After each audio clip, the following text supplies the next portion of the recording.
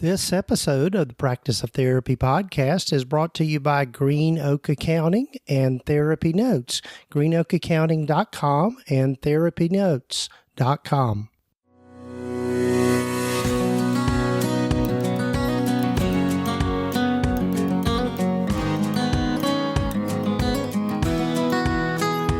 This is the Practice of Therapy podcast with Gordon Brewer, helping you to navigate your private practice journey.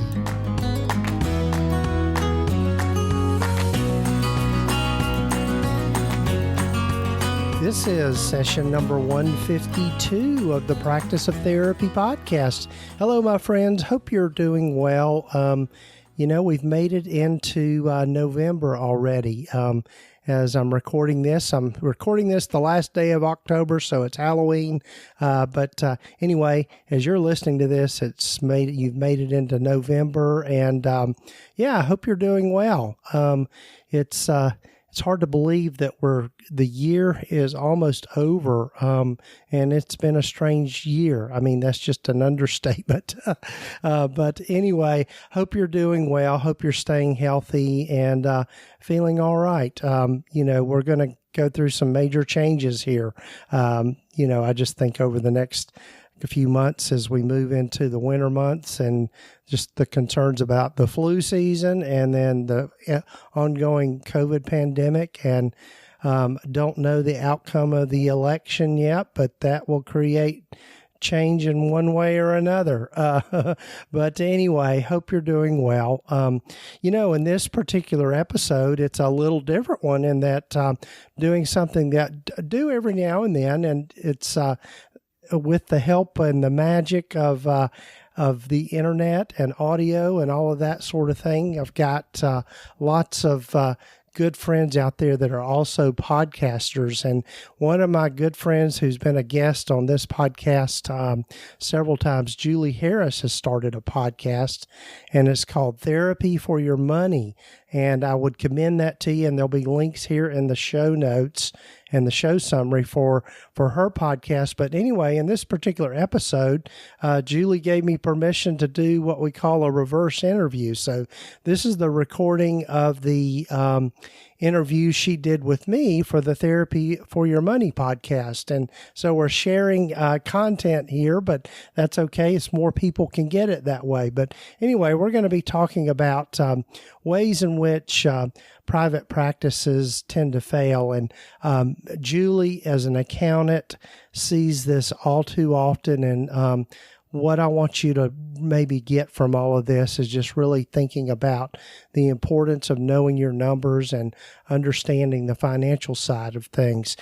Julie and I have put together a course called Money Matters for Private Practice. I put together the beginning part of it just because it was something I was feeling passionate about, and really came out of my reading the book Profit First by Mike Michalowicz. And I really got interested in really understanding the money side of things. And, one of the things that I realized for a lot of us going into private practice is that we get a lot of great clinical training. We've got a lot of great clinicians out there, but the business side of things, well, that's something we have to learn along the way, and it's something I had to learn along the way. And fortunately, I've had some good mentors, but I'm going to be one of those people that's a lifelong learner, and I'm really always trying to learn new things. But anyway, in the Money Matters course, the basic version of it, that is my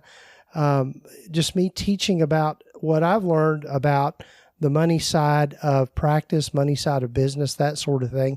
Julie joined me for the premium version of this particular course, and where she goes into kind of more nuts and bolts about bookkeeping and payroll and just all of those kinds of things. But it's a wonderful resource, and I would really like to commend that to you. And you can get to that at practiceoftherapy.com/money matters.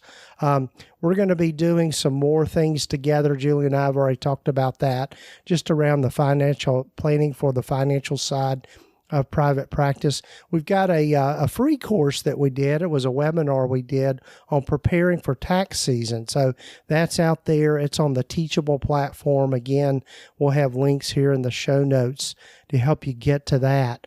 But they are Julie and her team over at GreenOak Accounting. They're a great sponsor of this podcast, so quick plug for them. You can go to greenoakaccounting.com. And if you talk to them, be sure and let them know that you heard about them here on the podcast. They will do a wonderful job in doing a free consult with you and figuring out what your needs are and how they can help you get your head around the money side of things. So, and so the other sponsor of our podcast are my good friends over at TherapyNotes, and they're at TherapyNotes.com. And if you use the coupon code Gordon, just GORDON, you can get 2 months of their services for free.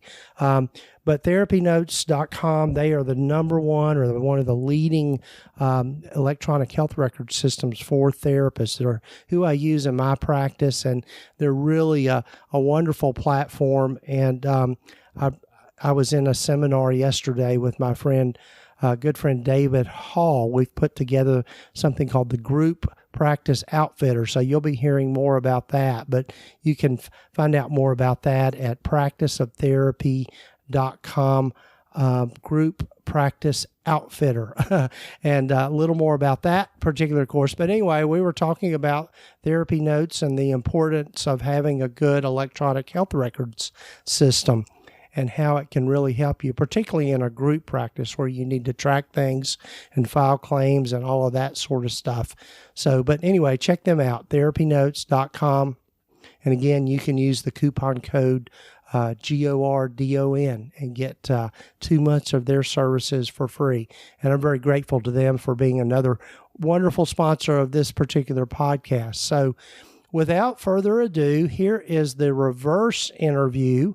Again, a little different interview with that I had with my friend Julie Harris at GreenOak Accounting. So thanks for listening in.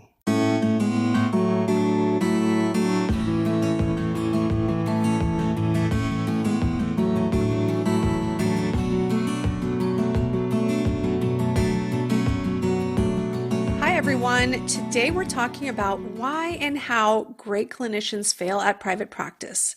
My guest is my friend Gordon Brewer. Gordon, it's great to have you on the podcast. Welcome. Well, thanks, Julie. I've been so excited about this and just really excited about the fact that you're doing a podcast. That's just cool.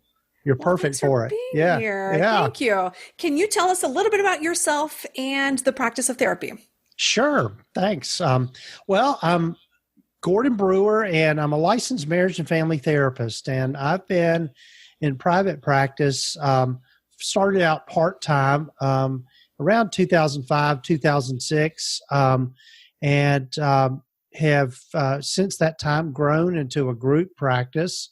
I have a group practice, Kingsport Counseling Associates, and we're located in Northeast Tennessee, which is up in the Northeast in what is called the Tri-Cities area, Northeast Tennessee, where Virginia and Tennessee kind of come together and touch up there in the corner. And I started once I went into private practice. I went back in the day, and I'm kind of dating myself, but there weren't a whole lot of private practice resources available. I mean, there was a few things, there were a few books, but really very little online or available to people about how to start a practice. So I taught myself a lot of stuff along the way. And so in 2016, I really got started listening to some podcasts, and my friend Joe Sanok was one of his podcasts I listened to very regularly. He's a great podcast. I can recommend it, Practice of the Practice. But anyway, I was just intrigued by that and thought, I wouldn't mind doing something like that myself. So I started the Practice of Therapy in 2016, really just as a blog, and really with the purpose of it is just providing resources and things for people to start private practice. And so I put together it's a free private practice startup guide that I wrote, and put that out there, and that's available on the website. But then in 2017, I decided to do a podcast. And so I started podcasting, and it has just taken off. And so that's how Julie and I met in terms of, Yes. I guess you heard the podcast or something and connected with me, and it just kind of went from there. Yeah, I've listened to your podcast for a long time. Yeah. Yeah. And then you also, Gordon, through the practice of therapy, you also have a few online courses also, right?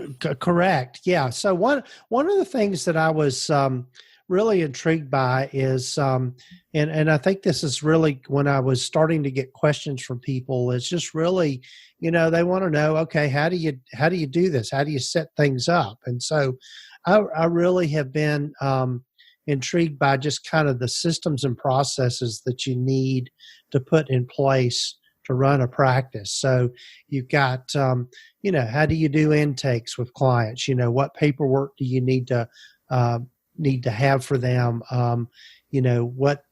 What sort of platforms do you need in terms of online platforms and that sort of thing? And then there's the whole financial side of practice. And so the courses and resources I've put together at the Practice of Therapy are geared towards helping people really in those starting phases and helping, and even for some people that maybe have been in it a while, realizing that, okay, I need to tweak my systems and processes. So I've got G Suite for Therapists, which is just a course about using the tools of Google G Suite. For those of you that have a Google account with G Suite, you have just a whole suite of tools available: Google Docs, Google Sheets, Google Forms, all those kinds of things, Google Drive. But you can set those up so that they can be HIPAA secure and HIPAA compliant. And so the course goes into that, about setting those things up and how to use the tools in the context of a private practice. And then the other course, and Julie partnered with me on kind of the more advanced version of that course, Money Matters in Private Practice, where I really dive deep into the whole financial side of private practice. This is stuff that none of us learned at graduate school, or none of us learned, particularly people that don't have any sort of business background. It's just stuff we don't know. And so I really put that together to kind of give people a way of learning that in a way that's not intimidating and is not hard to learn. And I always say, if I can learn it, you can learn it. And so that's kind of the thing. And then the other things I've got some other digital products, paperwork packet for somebody that doesn't want to put all the work into putting a paperwork packet together. I've got a basic one there available. I put together a system and some templates that you can use with G Suite. There's one called Session Note Helper, which is just a system of using a Google form along with an add-on called Form Publisher that will produce a narrative format progress note just by checking off some boxes on a Google form. And through the magic of that add-on, it produces a narrative that you can then cut and paste and put into either, a clinical record or a electronic health record system, that kind of thing. So, yeah. That's really neat. Yeah. So thanks for sharing. Yeah, sure. So today, you and I were talking about why great clinicians fail. And I want to start off by saying that I really, really, really want private practice owners to succeed, right, financially. The entire goal of my accounting firm is to make sure that practice owners are profitable and they can stay in business. But the reality is that, as good as a practice owner might be on the clinical side, the financial piece of the practice is often what can take down a business and force the business to shut down. So let's talk through some of the biggest mistakes that we've seen for you in your coaching and in my practice. So what do you think, Gordon? Yeah. So one of the things I think that people, they hear from us all the time, Julie, just know your numbers. And what we mean by that is just being able to understand, how the money is coming in. In other words, how people are paying you, and then, what you do with that money after that to pay yourself, to pay for the expenses of your business and all of those kinds of things. But one mistake is that people don't have a clear picture of what those actual numbers are. They tend to kind of, oh, well, I've got this much in my bank account and, it looks pretty good. So maybe I can spend something on this or, those kinds of things. And so there's no real kind of scientific or data-driven kind of way of doing that. And so I think you have to kind of get away from doing that. I think the other thing too, and we were talking a little bit about this ahead of time, was just our mindset around money. I think a lot of folks, myself included, grew up with maybe some money shame or some money feeling like money was bad, or that to make money was bad. I think, as therapists, we have a very caring heart. And somehow or another, we feel like if we charge people for what we do, then there's something wrong with that. And that's a mindset thing. And I think... Why do you think that is, Gordon? Why do therapists tend to feel so guilty about making money? Well, I think a big part of it just kind of goes to I think mindset, in that we're focused, and our training is focused on helping people, and then I think for somehow or another we make maybe a false connection is that if somebody is paying me for something, I'm somehow or another putting a burden on that person, or I'm making their stress level higher or something. But I think that's just a myth, really. I think most people that come to see us really expect to pay us and want to pay us to. Yeah. And so I think that's one of the things, one mistake that a lot of people make is that, and what that leads to is that they don't charge enough for their services. And they lowball themselves on what they're charging clients.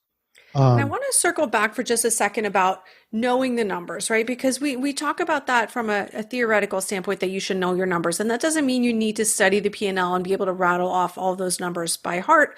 But understanding kind of the basic mechanics of how those things work can help you also diagnose when something isn't working, right? And I just want to share an example with you that I saw just earlier today in my firm. We were looking at the numbers for a client, and everything just looked really low. We were looking at the number of sessions in the EHR. We were looking at the revenue and saying something just doesn't add up, because this would mean the average fee per session is $50, and that doesn't make sense. I don't know of any insurance and she takes private insurance there. I don't know of any insurance that has a reimbursement that low. So just knowing kind of how those numbers flow, you can say, okay, something is wrong, something is missing, there's cash payments missing somewhere, or there's something incorrect in the EHR, and there's more accounts receivable than we thought there was, right? Like we can kind of dig in and figure out what is going on, instead of just assuming that it's all correct, because sometimes it's not, and we need to find where the money went. The other thing we can do, though, is also look at the top line versus the bottom line, and how much money comes in, like how much people pay you. That is the gross income. And that's a great number, and people like to throw that number around, right? And say, oh, I'm a seven-figure practice, or what, a six-figure practice, whatever that might be. And that's great. But if there's no money in profit, who cares, right? It doesn't really matter how much is coming in if there's no profit left at the end of the day. Right. Yeah. And so, you're exactly right. I think it's so important to understand how all that works, and to be able to also, just keep an eye on all of that as you go along. I think one mistake too that people do is they tend to procrastinate about keeping books. And if it's some, and I kind of, I enjoy doing mine. I kind of geek out on that kind of thing of putting putting entries into QuickBooks and that sort of thing. And I'll keep doing that until it's not fun anymore. But if it's not something that you enjoy doing, by all means outsource it. But it's not something you should put off completely, because you can find yourself in a deep, deep hole and not even know it. And then True. You end up at the end of the year with this huge tax bill that you didn't anticipate, and it's I've seen it happen, and it's so it's so important to keep a pulse on those numbers and understand how that's working. And that huge tax bill is one of the things that can really take down a practice owner, because most entities are pass-through entities, right? Most legal entities. So that means the profit flows through to the personal tax return, whether or not you take it out of the business, right? So it flows through either through a K-1, a Schedule C, to the personal tax return. So you personally owe that tax liability. And if you weren't ready for it, that can mean a payment plan of several years, right? It can really drain the profit for many years to come when that wasn't planned ahead. Right. Yeah. And I think the other thing that I think private practice owners one of the reasons they fail is they don't have enough in reserve for themselves. Before, you mentioned the tax bill. Unfortunately, I had a situation this past year, I'll share this, where I had a pretty big tax bill. I had like a $10,000 tax bill, which I was but what it was related to is the fact that I had been using the ACA insurance before I switched over to having a group plan for my group practice. And so I was paying through that. Well, guess what? I made too much money to qualify for the discounts. And so Uncle Sam wanted that money back right now. Well, fortunately, I had the reserve.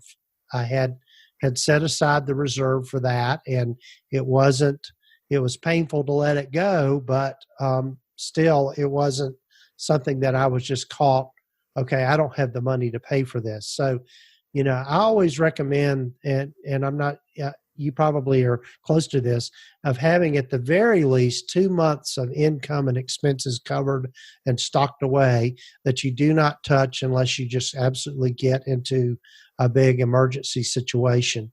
I agree. My number is 3 to 6 months. Yes. I would prefer to 3 to 6 months, but 2 months is still better than 0 months. So I'd rather have something than nothing. Absolutely. And I personally recommend doing that both on the personal side with your three to 6 months of your personal expenses, but also in the business. I like having if a business uses profit first, that might be in an additional that's far away profit account that lives at a different bank, right? So it could be in a couple of different spots. But I'll tell you what, when COVID hit, we were having very different conversations with our clients who had reserves and the ones that only had days worth of cash in their bank accounts. Right. Yeah, and so that's I would say if somebody's starting a private practice, don't quit your day job too quickly. I mean, if you've got a full-time job, what I would recommend doing is really focusing on building your reserve as quickly as possible on the front end before you jump in full-time with it. I know when I made the decision to go really, truly full-time with my private practice, I really spent a year preparing for that, just financially in terms of getting that reserve. And you're right, Julie. I say at least 2 months, which is better than nothing, but 3 to 6 months is even better. And so, so I made it a goal to save at least 6 months of what I knew I needed to live on and what expenses I needed to cover for my practice before I jumped in to doing it full time. Of course, the advantage is usually at that time you've got the cash flow and the momentum to where you can see that it's doable. And so, Right. yeah, It's like slowly merging onto the highway versus uh-huh, jumping right into the middle of the highway. right, right. Yeah. And so as you were starting your practice on the side, did it help also to be able to have that full-time job to help cover some of those startup expenses? Yes, well, the way I thought about it at that time was I did not want to go into debt at all with my practice. And that is one way that somebody could do it, is to get a small business loan or something like that. Sure. But um, you know, at the time, I just said, okay, what I make from the practice goes to the practice. And so I didn't necessarily use money from my full time job Okay. at the time for my practice. I mean, I did, for little things, like I had to get a website and, all those kinds of things. And Sure. so I spent some of my money on that. But other than that, I really purposely just made the practice pay for itself from the beginning. I love it because that's a question that I hear often.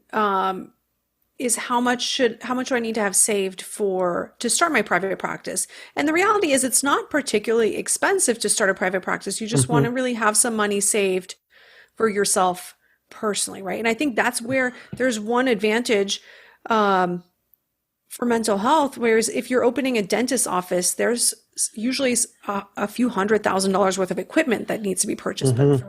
for mental health, that can really be fairly inexpensive to start with. Either right. I mean, right now in telehealth, just a few basic things, and you're pretty much ready to go. Right, right. Yeah. And I think, that's, I guess I'm reminded too, Julie, and just thinking about mistakes that people can make is that in thinking about, you're right, starting a private practice is pretty inexpensive. And I think in the beginning stages, it makes sense to do some bootstrapping in terms of Yes. doing some stuff yourself and really kind of saving some money. But eventually you get to a point where it's not, to do it all is not a good return on your investment. And so that old cliche, sometimes you have to spend money in order to make money. Yes. I think a lot of times people will hold off on spending money because they're trying to save so much money. But in the long run, what they're doing is they're hurting themselves because it's costing them more. An example of that would be, I think one place that people tend to hold off too much is to hire a virtual assistant or somebody to help answer phone calls and Yes. The stuff. phones. Yeah, and so the way I think about it is, if I can hire somebody, the way that we make our money is we have to sit in front of clients and do therapy. And if I'm not doing that, I'm not making money. If I'm spending time returning phone calls or um, doing and filing insurance claims or doing paperwork or all of those kinds of things, that time is not really actually bringing me any income. Now, it's part of the operations and it's necessary stuff, but it doesn't bring in anything for me. So my time is better spent in the room with clients. And so if I can free up that time and pay somebody 30, even if it's $30 an hour, to free up an hour of my time so that I can make $150 in a session.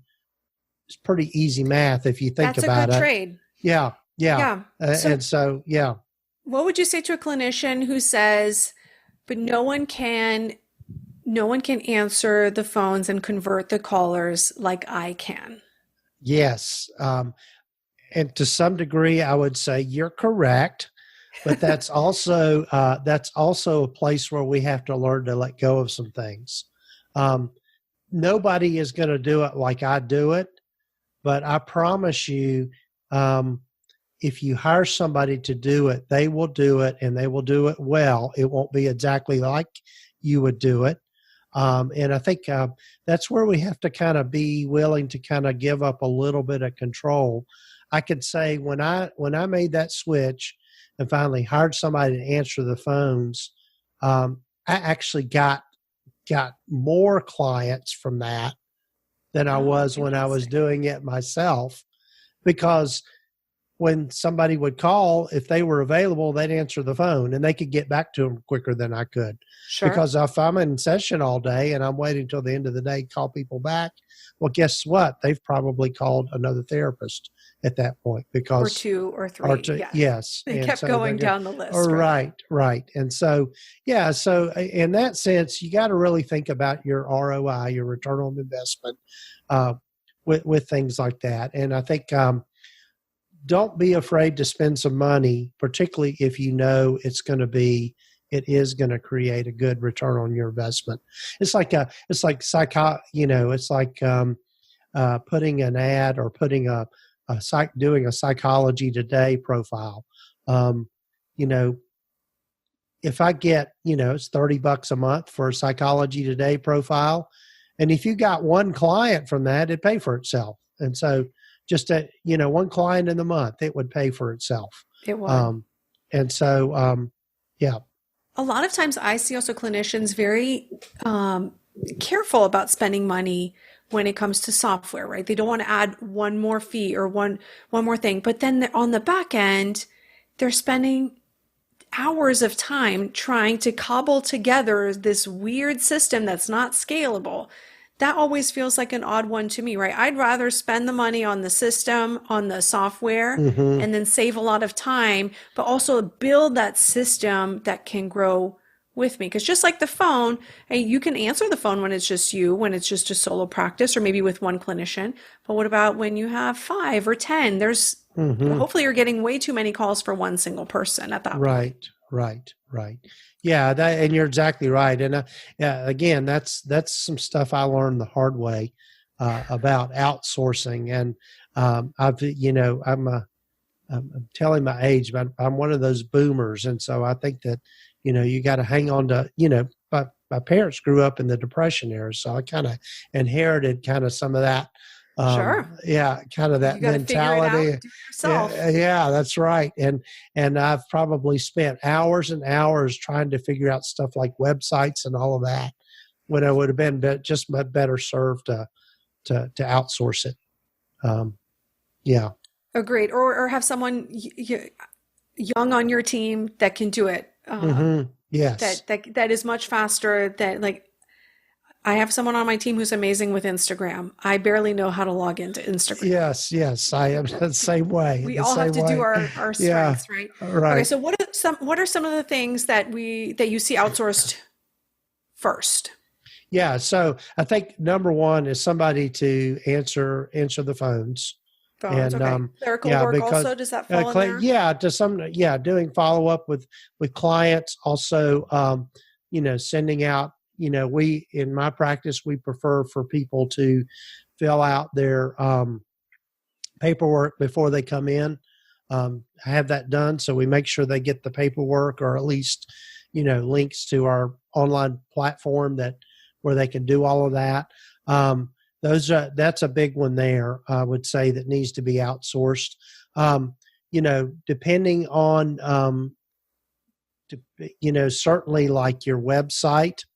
Certainly I was just fascinated by building a website, so I built my own. But if I were to do it over again, I would outsource that and just pay the fee or whatever, because I'm going to get much better results for somebody that knows SEO and all of those sorts of things. Like social media marketing is probably a good one, right? Absolutely. That's easy for someone else to do. Yes, it is. Others are, of course, bookkeeping and accounting and those kinds of things. I think, again, looking at what I would say, here's kind of a general rule. I think, and I learned this kind of from a guy by the name of Michael Hyatt, and he's got a course called Free to Focus that I took one time, and it was just about productivity. And I think if you could make a list of those things that you dread doing and that you just do not like to do, that's going to deplete your energy, and you're just not going to enjoy doing it.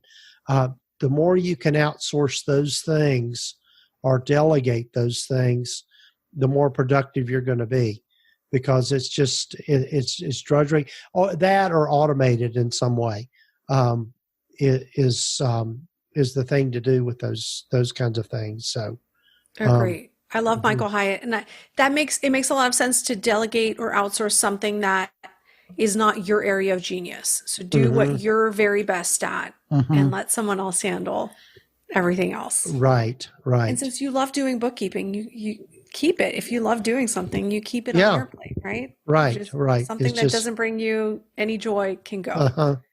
right. One of the big mistakes, I probably see this one most often, and this can be a very crushing mistake, is when you hire a clinician, paying them too much. That Yes, happens. That yes. first hire is so often paid way too much. And I think that goes back to the money mindset, wouldn't you say? Mm-hmm. It does. It does.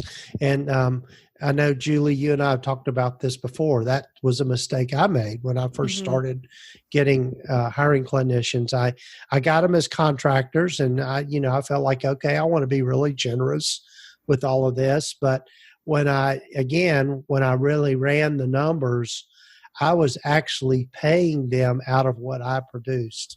So in other words, the percentage I was paying them was just way too high, and Where it it didn't was cover overhead, right? So it you, didn't cover after you overhead. paid them and paid overhead, there was negative dollars left for every. Right, right, right. And so, yeah, exactly right. And I think it is possible to to pay clinicians a fair wage that is competitive, and all of that, without having to overdo it. And the other thing too is just, I've learned that, being sometimes we think of, and this is something I know we talk about in our course, Julie, is just, the difference between contractors and employees, and how you have to treat those from an IRS standpoint and that sort of thing. Certainly hiring somebody as a contractor on the surface is easier, and it's Right. cleaner. Excuse me. But in the long run, when I switched all my people over to employees, I became much more profitable, which was interesting. And it's because I spent a lot of time running the numbers and knowing what I had to bring in and what they produced, and to being able to pay them well. Yeah. And what I typically recommend is for group practice to keep that payroll, the clinical payroll for your therapist, keep that around 55%. And so for some practices, it's going to be a little bit below, some practices a little bit above that. But if you keep that in that range, then that leaves room for overhead. It leaves room for admin. It leaves room for leadership and for owner's pay and profit. And I know Hmm. when I say that 55%, there's probably going to be some gasps, Hmm. from folks listening, right? Like, oh, how I could it possibly? But that doesn't mean like everyone is at 55. That means that you might have some provisionally licensed that are at 40%. You might Hmm. have some folks with longer longevity that are higher. And that includes the payroll tax, right? So like there's going to be a mix probably.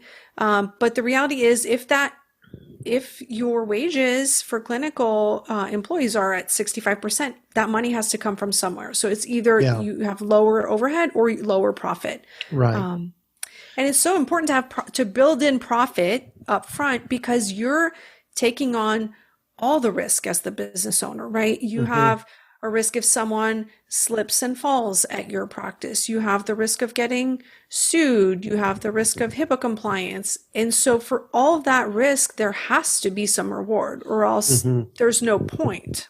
Right. And plus you're paying their half of their FICA and all of that Exactly. as well. So I mean, it's just, yeah. It's yeah, and I think it's the the other thing about it is that, being a private practice owner isn't necessarily for everyone. Like I've got um, from a numbers standpoint, my top producing clinician, which she's wonderful, has no desire at all to be interested in the numbers. She says, you pay me every week. I trust you. Um, you know, and she would not be successful as a private practice owner because that's just not her forte or understanding that. And so I think in hiring people, you find people that really, you want people that are motivated and all of that, but there are people out there that just really don't want to be in private practice. And so I think those are, creating a place that is fun for them to work and a good place to work. And part of the trade-off for me too with my employees is that I give them the flexibility of schedules. Okay. They make their own schedule. They decide when they want to work, don't want to work. I've worked out the numbers so that I know that, here's a particular, this is kind of the level I'd like for you to kind of shoot for. If you want to go above that or just stay below that, that's fine. But I've looked at my numbers and I know that I can make it work. And so you can count on that revenue. Right. Yeah. Absolutely. Yeah. Yeah, and private practice is not for everyone. Not everyone wants to deal with the website and the sales and the marketing. And the truth is, when you're a business owner, you're kind of always on, right? And a lot of people want to come in, do their clinical work, and then just go home. And there's a place for that. So I think a lot of business owners approach the first hire from the standpoint of, if I was to work for someone else, what would I want to be making at this point? And so, and that's why they tend to shoot high,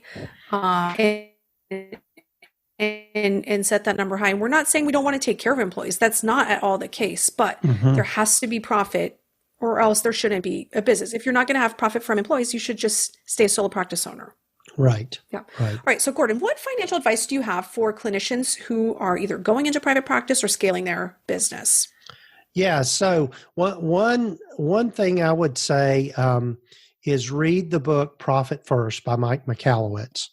And I think that when I read that book, and I've read it several times now, just the light bulb went off in my head, and it was just kind of like, okay, this is how you do it.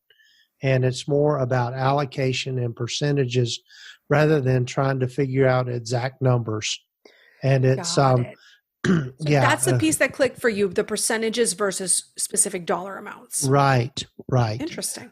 Yeah.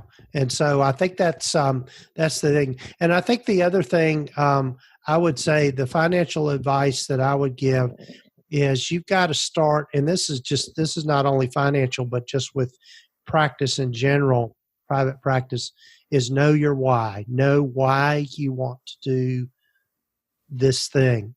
And have a clear understanding of that. And most of the time that's linked to our lifestyle, and just thinking about what is the lifestyle you want to create for yourself and using your practice as a vehicle. Because you can get bogged down really easy. I mean, I know of clinicians that are in private practice and they're going blazing guns with the number of clients they have and the number of the work they're doing, but they're still burned out. And it's because they haven't really looked at their lifestyle of what they really want for themselves. If you need a certain income level in order to maintain your lifestyle, how do you then think about how you structure your practice in order to do that? There's for a solo practitioner, there's eventually a ceiling there because there's only so much you can charge per session, and only so many clients you can see in a particular week. And if that income level is where you want to be, and that supports your lifestyle, and there are a lot of people like that. They want to keep it at that level and no more, and that's great. But you've got to really kind of ask yourself, really what you want and where you. And thinking about where do you want to be a year from now, 5 years from now, 10 years from now, and ask those questions and then build it that way. That's great advice. I was going to ask you what your favorite business or money book is. Is it Profit First, or do you have another one for Yeah, us? that would be one. But another one that I really like is it's called Company of One. And it's by a guy by the name of Paul Jarvis, and it talks about what I just talked about, just about building the right size business that fits you, rather than just building something for the sake of it getting bigger. Of Or really just keeping up with the Joneses? right, or comparing yourself to others, and find what fits for you. Very good. So, Gordon, you and we've teamed up over the years on a lot of different webinars, and Mm-hmm. you graciously invited me to collaborate on money matters in private practice. And Uh-huh. we were actually just talking about maybe bringing that course back with a new version of it. Yeah. So, we've got today a coupon code, right, for anyone interested in checking out the course? Yes. So why don't we? I've got one. Depending on when this podcast episode comes out, I've got one right now for August of 2020, which is 20% off, and it's just AUG 2020. But why don't we do another one that's going to extend to when this episode comes out, and we'll talk about that. But why don't we just say just Julie 2020. Julie 2020. Okay. So Julie that's our 2020. coupon code, Julie Yeah. 2020 for 20% off. Yes. The Money Matters course. Yeah. So. All right. Perfect. Well, thanks so much, Gordon. It was such a pleasure having you. We're going to link to the practice of therapy and all of your courses in the show notes. And thanks for coming on. Yeah. Thanks, Julie. This was great.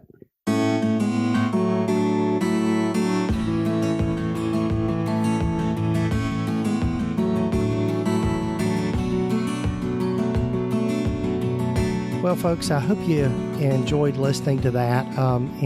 Again, big thanks to Julie Harris at GreenOak Accounting for letting me use that content. And be sure and check out her podcast, Therapy for Your Money.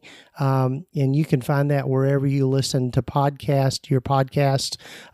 There are also links here in the show notes to help you get to that quickly. But Julie's one of those people that I'm so grateful to have in my life, in terms of just being one of those mentors and go-to people when it comes to the financial side of private practice. She and her team over at GreenOak Accounting are really the experts when it comes to our profession and the whole accounting and financial side of our practices and how to run them and have them be successful. That's all they do is specialize in working with private practice owners, particularly those of us in the helping professions, mental health field. And Julie is just very passionate about what we do and our jobs day in and day out. And so I think that comes through when in listening to her. Also, be sure and check out our other sponsor for the podcast, TherapyNotes, therapynotes.com. They are the number one electronic health record system for private practice owners, particularly in the mental health field. They have a platform that is second to none. It's what I use in my practice. They've got a patient portal that is so easy to use and will make your life so much easier when it comes to scheduling and getting clients in to see you. They've also got a telehealth option. And so they've got telehealth available platform there through their patient portal, where you can do HIPAA secure telehealth or video conferencing with your clients. And that's more important now than ever. I know in my own practice, we have gone back to pretty much 100% telehealth at this point, just while this COVID pandemic is going on. But anyway, check out therapynotes.com and use the coupon code Gordon, just GORDON, and you can get 2 months of their services for free. And also be sure and check out the Money Matters in Private Practice course. And again, that was a collaboration with my good friend Julie, who you heard from today. And you can get to that at practiceoftherapy.com/money Money Matters, and take a look at that course. It's a pretty extensive course in teaching you how to manage the financial side of your practice. It's all the stuff you didn't learn in graduate school, so that's why it's there. So be sure and check that out. And so I hope you have a good start to your November. I know as I'm recording this, I'm getting ready to go on a backpacking trip with my brother. And so I'm excited about that. And then finishing up a few things here at the house today, working from home again. And so anyway, finishing up a few things around the house to get ready for that. But take care, folks. I'm glad you listened to the podcast. Do take time to subscribe to the podcast wherever you might listen to it, whether it's on Apple Podcasts, on Spotify, Stitcher, Google Podcast, iHeartRadio, Amazon Music, and Audible now. So that's pretty cool that we're on those platforms. So be sure and take the time to subscribe and leave us a review as well. It's always good to get those and leave us a rating. It helps other people find us. One exciting thing is to mention, and I should have mentioned it at the beginning, is we've now passed the 100,000 downloads benchmark for the podcast. So that's pretty cool. And that we've had that many people listening to us. We're at least as I'm recording this now, we're averaging over 5,000 downloads a month. So thank you for listening. I'm really glad you're with me on this journey. So take care, folks. Stay healthy and safe out there, and talk to you next week.